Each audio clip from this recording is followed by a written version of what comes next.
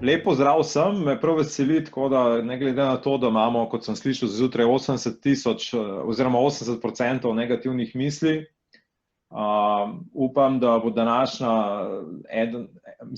sestanek in pa teme, ki jih imamo, prispeval k temu, da bo danes kakšna manj, pa tudi v bodoče.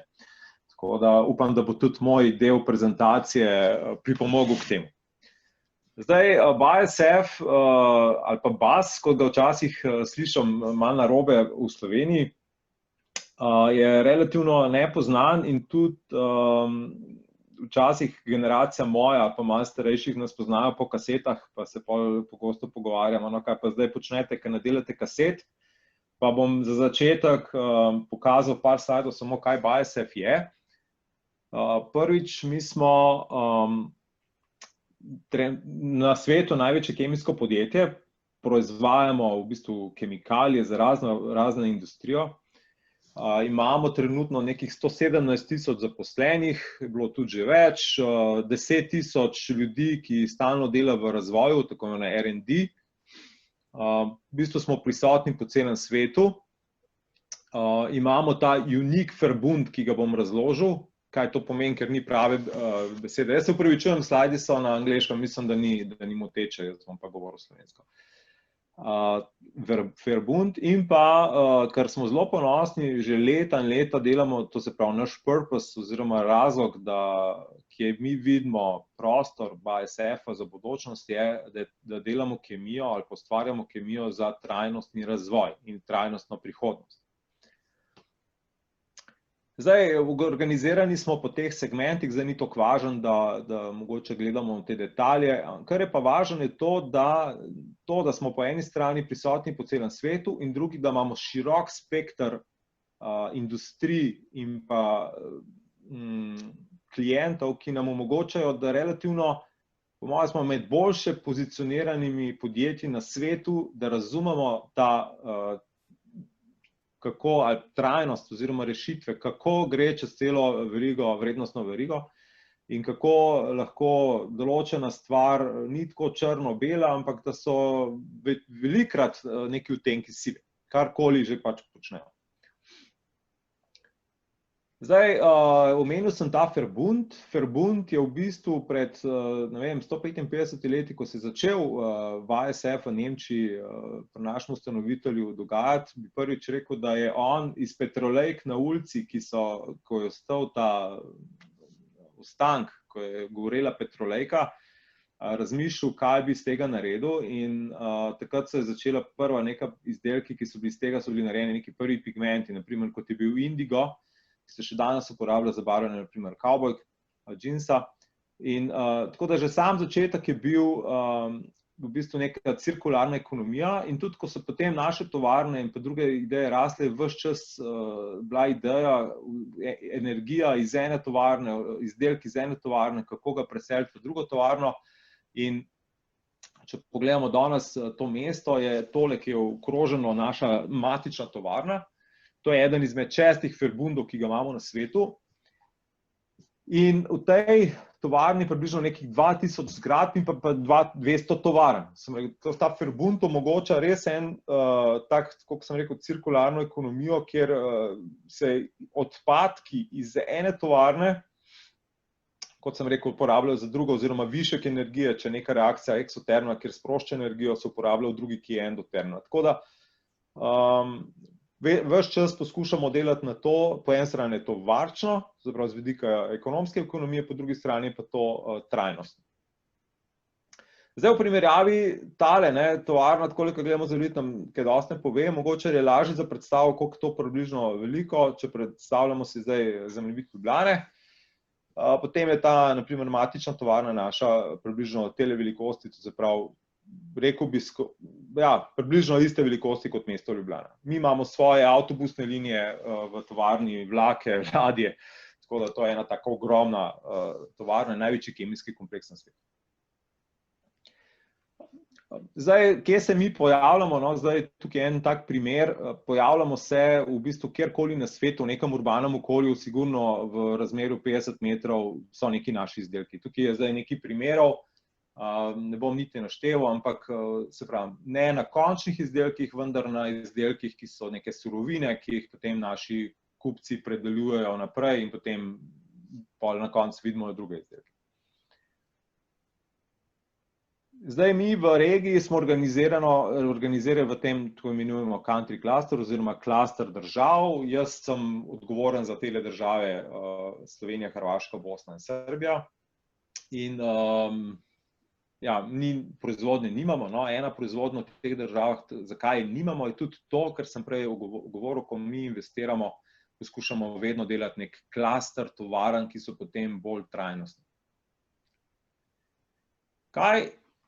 Seveda, svetu bodoče je, danes imamo trajnostne težave, vemo, da tako ne bo, kar pa s tem slajdom hočemo povedati, pa to, da bo samo še hujš, ker število prebivalstva na planetu raste, zdaj ocene so med 2050 med 9 in 11 milijard, rečemo, da jih bo nekih 10.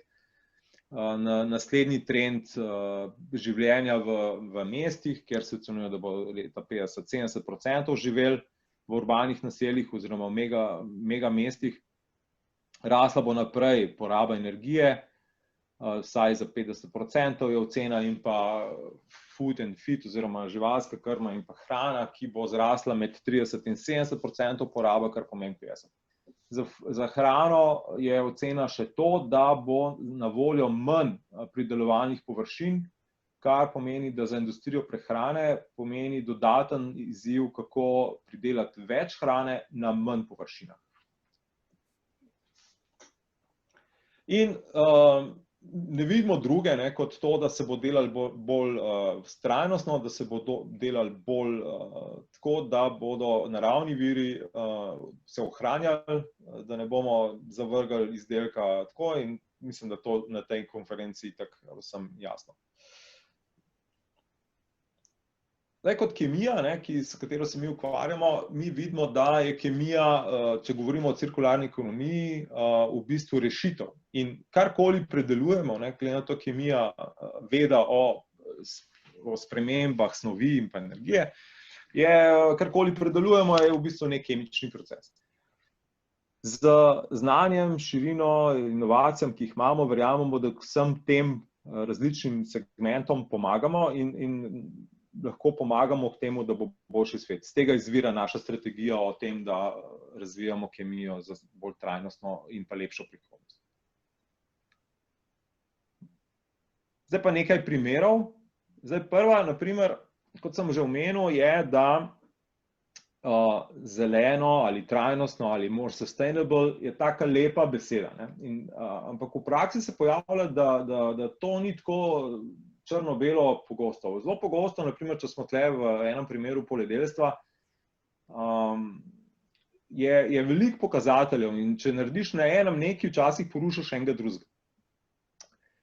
In ta metoda Ag Balance na tem primeru je ena metoda, ki smo mi dajali kmetom, ki jim je omogočala, da so oni vstavljali neke podatke, in potem je bilo še nekih 200 virov informacij, ki jim je pomagali izoblikovati 60 oziroma 70 indikatorjev, po katerem so oni spremljali in se odločali o različnih metodah pridelovanja hrane, od tega yielda oziroma višine pridelka, pa katera metoda je bolj sustainable, katera je bolj trajnostna. Zelo težko je bilo, na primer, marsikateri kmet oziroma ki je delal s tako metodo, je bil malo presenečen nad tem, kaj je bolj trajnostno. In to je bila ena metoda. Zdaj za bodoče, na primer, kar se dela, je ta tudi platforma z vsemi temi bazami podatkov, seveda kmetijstvo gre v smer, na primer, tudi digitalizacija od precision farming in pa druge stvari. Mi imamo eno platformo, na katero veliko stavimo za bodoče, ki se imenuje Xarvio, kjer bo kmet s pomočjo, ali pa pridelovalec hrane, s pomočjo tudi globokega učenja, z vsemi podatki, ki prihajajo s satelitov, iz vseh vremenskih napovedi, iz senzorjev, ki jih bo imel na strojih, na senzorjih, ki jih bo imel v zemlji, v bistvu lahko se boljš odločil, kdaj namakati, kdaj uporabljati gnojila, kdaj uporabljati kakšna škropiva, in v bistvu ta metoda njegov menedžer tako za farming, tako za vodenje polj, pa tudi za prepoznavanje določenih bolezni, kjer z image recognition v bistvu prepoznaš določeno bolezen in potem pravilno ukrepaš na rastlinah. Za trenutno je v Evropi nekih 10 držav, ki to že uporabljajo, ker smo to že razvili. Vsaka država ima malo specifike, glede na to, da so podatki, iz katere se zajema, ne morejo biti povsod enaki, pa tudi neke baze podatkov, ki so dovolj velike, da ta zadeva funkcionira. Ampak prihodnje bo tudi v naših državah, mislim, da za leto, dve, tudi to na voljo.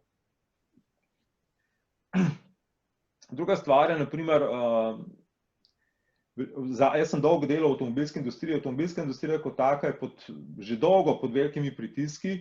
In zdaj, če govorimo v naprimer, e-mobilityju, kjer na sam baterija nekih 500 kil in v bistvu ni druge poti, če hočemo privarčevati na energiji, kot da so avtomobili ostali kosi vedno lažji.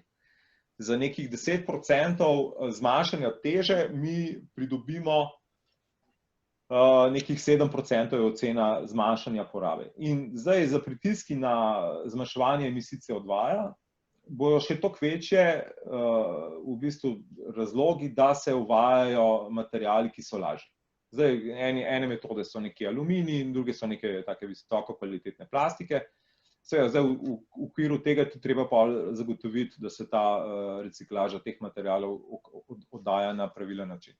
Kar se tiče BASF-a, smo tudi verjetno največji, ali pa zdaj trenutno vlagamo v 2 novi tovarni v Evropi za proizvodnjo katod. Katode so tiste, ki so v glavnem večji del problema pri proizvodnji baterij, problema in stroška, in s tem podpiramo, v bistvu vidimo eno tako veliko novo vejo poslovanja, ki je ta e-mobility bo prinesel. Potem v bistvu zamenjave za naprimer plastiko kot tako, za enkratno porabo. Tukaj je na voljo, ne samo pri nas, ampak na tržišču ogromno enih rešitev. Ena je tudi ta, da mi tako bio-based oziroma na osnovi naravnih surovin lahko naredimo proizvode, ki so tudi kompostabilni, kar pomeni, da imajo certifikate, da se lahko kompostirajo. Tukaj je nekaj primerov, ampak jih je še več, naprimer ta malč za polja, kjer se danes uporablja polietilenske folije. Z različnimi debelinami narediš to, da ne samo to, da je ta folija potem popolnoma neškodljiva, kot naprimer, ko se razkraja polietilenska folija, nastaja mikroplastika. Tudi analize kažejo, da se tega z leti in leti poljedelstva v bistvu vedno več nahaja, tako da ta ena izmed rešitev je to, da se zamenja tak material z biopolimerom, ki potem ne samo, ko razpade, da ni škodljiv, ampak je celo koristen, ker v bistvu je neko vrste gnojivo za polje. Mi smo en večjih proizvajalcev, naprimer nekih dodatkov v hrani, kot glavni proizvajalec, naprimer za vitamin A, pa tudi omega-3 in pa nekih drugih omega-3 kislin. To je samo en primer, ki omogoča danes v bistvu vsem nam, da smo malo bolj imuni in da tudi na nek način omogoča to, da smo malo manj zbolevamo in da živimo dlje. Tako, zdaj sustainability ali trajnost, to, kar je da sem šel prehiter. Trajnost je za nas, ni samo zdaj okoljski pogled, ampak mora v bistvu združevati za nas 3 poglavja. Eno je ekonomski, se pravi podjetje in pa rešitve, ki niso ekonomsko vzdržne, tudi niso vzdržne v nobenem drugem pogledu. Se pravi, mora biti na koncu podjetje, mora ustvarjati nek profit. Včasih, ko govorimo o trajnosti, malo na to pozabimo.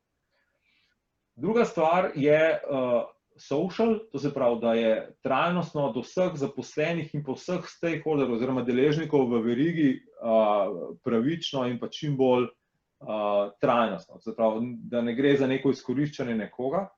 In pa kar se tiče okoljsko, bi predvsem poudaril to, da je treba gledati, tako kot je kolegica pred mano govorila o LCM, je zelo veseliti, se pravi, je treba vedno gledati to celo verigo, kar se včasih pozablja, je pa res, da je v praksi to zelo težko. Zelo težko je gledati cel proces vplivov na okolje od čist vhodnih surovin in pa do konca. Mi zelo poskušamo to z različnimi metodami delati, bi tukaj malo pionir, zato tudi, kot je bil Ag Balance, imamo tudi druge metode, kako se to ocenjuje. In imamo tudi, naprimer, metodo, ki se imenuje Value to Society, s katerimi poskušamo meriti podjetje, kaj so pozitivni učinki podjetja, to se pravi, koliko dajemo nazaj nekih koristnih rešitev in koliko z te družbe jemljamo negativnih učinkov. Na razne načine.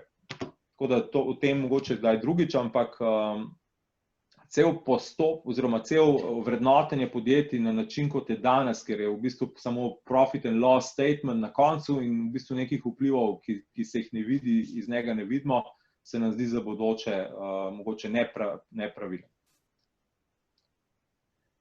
En projekt, v katerem delamo intenzivno, je tako imenovani kemično recikliranje ali chemcycling.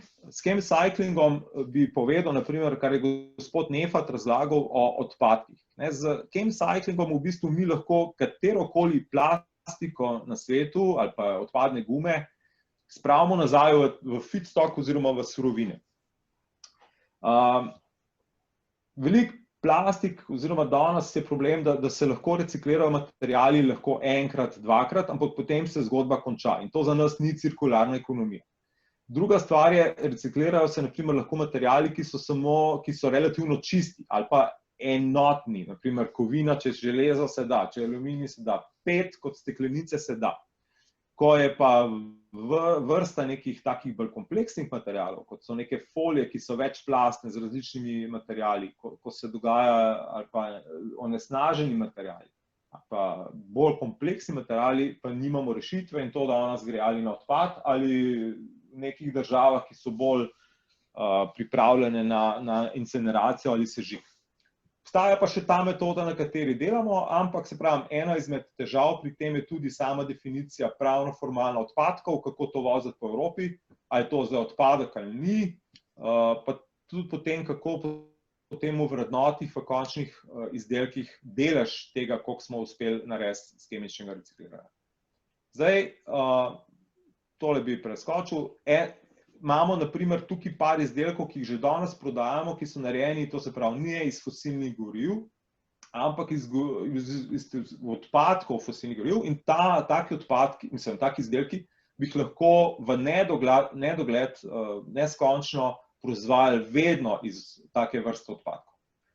Da ne razlagam zdaj v bistvu detaljev teh izdelkov, ampak teh izdelkov je lahko še bistveno več. Če tudi tukaj na tem današnjem klicu nekdo, ki ga to zdaj zanima, se lahko poveže z nami, se pravi, in tega bo, če bi imeli v bistvu dovolj količino teh odpadkov, bi lahko naredili vse naše izdelke v bistvu na tak način. Enkrat v prihodnje. Seveda, kako se dela, naprimer, ko vračamo nazaj na začetek verige, da rečem, da lahko zamenjamo namesto nafte, v bistvu tako imenovano pirolizno olje, ki je narejeno na podlagi te depolarizacije stvari ali v bistvu teh odpadkov, je potem treba z pomočjo masne bilance preračunati, koliko je delež v takega izdelka na koncu. To imamo tudi TÜV certifikacijo. Na tak isti način lahko tudi zamenjamo, kot je tukaj na tem slajdu, biomass principle, naprimer, če bi imeli dovolj koruze ali sojine ali oljne repice ali kateregakoli drugega materiala, je ravno tako se da, to se pravi, na isti način se naredi neka surovina iz tega in potem se ta surovina uporabi za izdelek in na koncu iz te biomass analize izračuna delež, naprimer kupec, ki želi 10, 20, 30, 50% imeti bio-based materijala, lahko to dobi na ta način. Carbon management, kot vsem na tem svetu, mislim, odgovornim nam je to zelo pomemben. Mi smo v zadnjih 25 letih zmanjšali naše emisije za 70%, imamo tudi zelo ambiciozne cilje za naprej.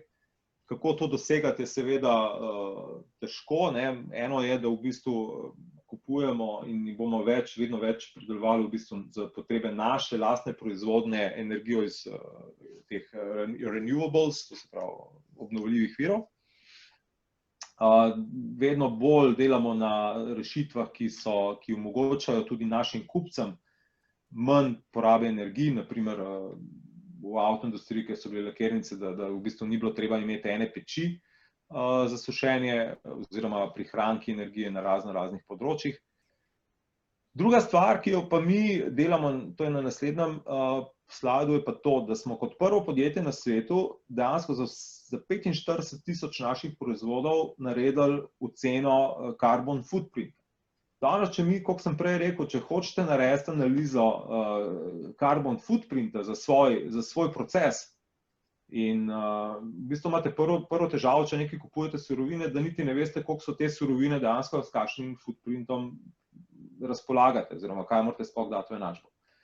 Zdaj, to se pravi, mi naprimer na začetku vso našo energijo, ki jo porabimo pri proizvodnji v 700 tovarnah, za 20.000 surovin, ki jih mi uporabljamo, da naredimo izdelke, smo dolgo delali na tem, da smo naredili pravilne v bistvu metode ocenjevanja za vsak tak izdelek na koncu in danes, to je bilo letos izdano, da lahko za vsak od teh končnih naših 45.000 proizvodov podamo točno, kakšen carbon footprint ta material ima. In seveda nadaljujemo na tem, tudi za vse bodoče materiale in pa bodoče bo to še bolj na razpolago. In, evo, sem prišel na konec.